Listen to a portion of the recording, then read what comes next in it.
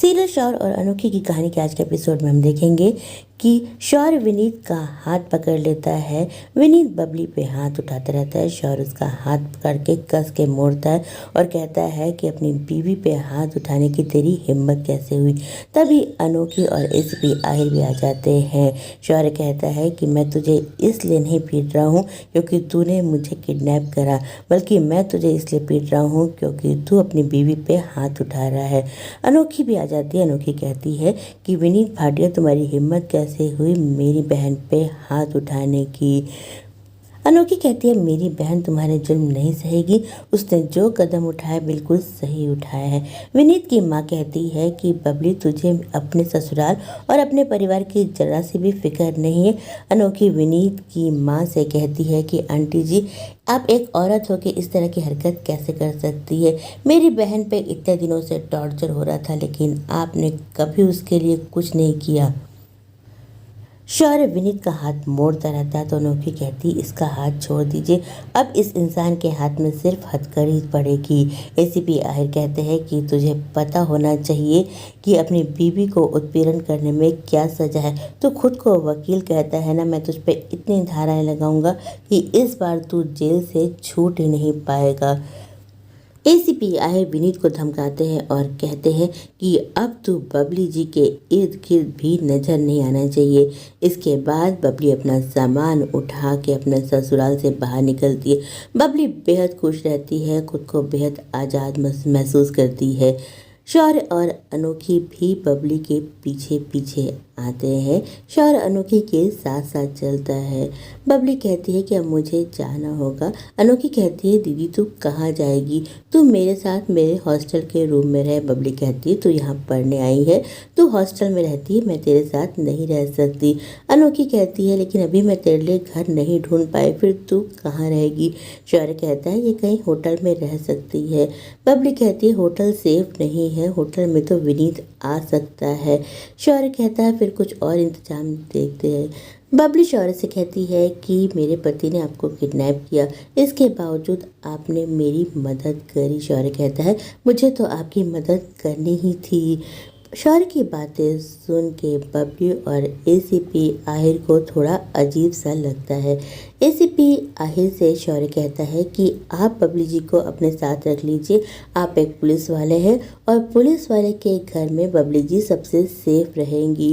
बबली कहती है एसीपी आहिर को परेशानी होगी। एसीपी कहते हैं नहीं, मुझे कोई परेशानी नहीं होगी, मेरा घर थोड़ा छोटा है, अगर आप मैनेज कर सकती हैं तो आप मेरे साथ रह सकती है। बबली कहती है तो यही सही रहेगा, कुछ दिन मैं एसीपी आहिर के घर पे रह लेती हूँ। एसीपी आहिर अनोखी और बबली से कहते हैं चलिए गाड़ी में बैठिए, पहले मैं आपको हॉस्टल और फिर इन्हें घर छोड़ देता हूँ। शौर्य कहता है कि इन्हें आप नहीं छोड़ेंगी, इन्हें मैं छोड़ूंगा। शौर्य कहता है आप बबली जी को ले जाइए, अनोखी को मैं छोड़ दूंगा क्योंकि हमारे रास्ते और मंजिल एक ही है, हम दोनों को एक ही जगह जाना है। अनोखी शौर्य के साथ जाने को तैयार नहीं होती। बबली कहती है शौर्य जी बिल्कुल ठीक कह रहे हैं, तुम दोनों को एक ही जगह जाना है। वो अनोखी से कहती है एक काम कर, तू शौर्य जी के साथ चले जा, मैं एसीपी आहिर के साथ जा रही हूँ।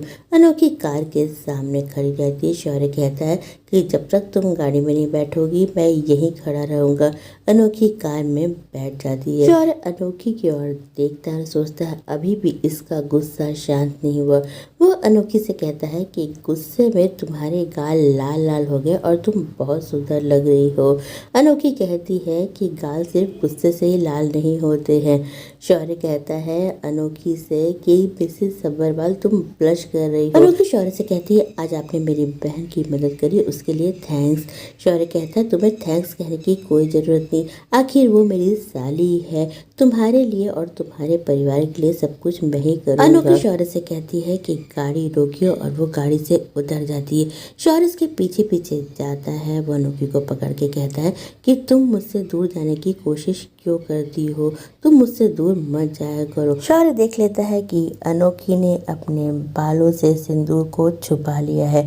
शौर्य अनोखी से कहता है कि ये सिंदूर कितना सुंदर लग रहा है तुम्हारी बांग में, इसे छुपाने की कोशिश मत किया करो।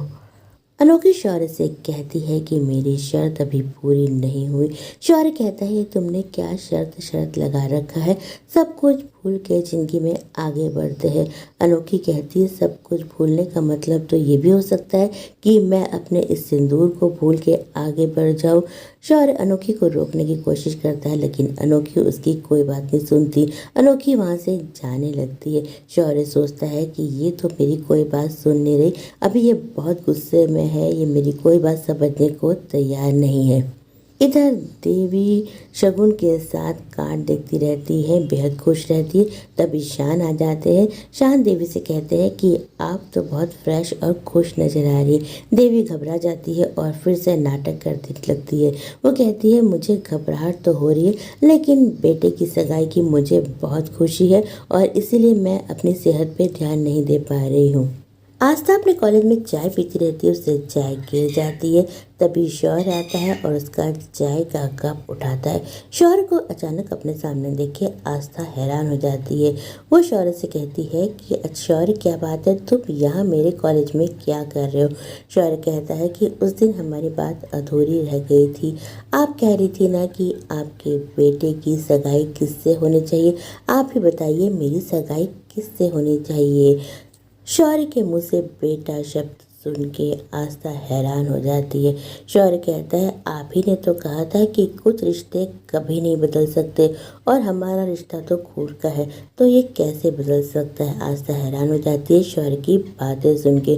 शौर्य कहता है कि मैं जानता हूँ कि आपका और पापा का डाइवोर्स हो गया है लेकिन आप दोनों एक दूसरे के बगैर नहीं रह सकते और इसीलिए मुझे लगता है कि आपको हमारी ज़िंदगी में वापस आ जाना चाहिए। शौर्य आस्था का बैग उठा के अपने साथ ले जाने को कहता है।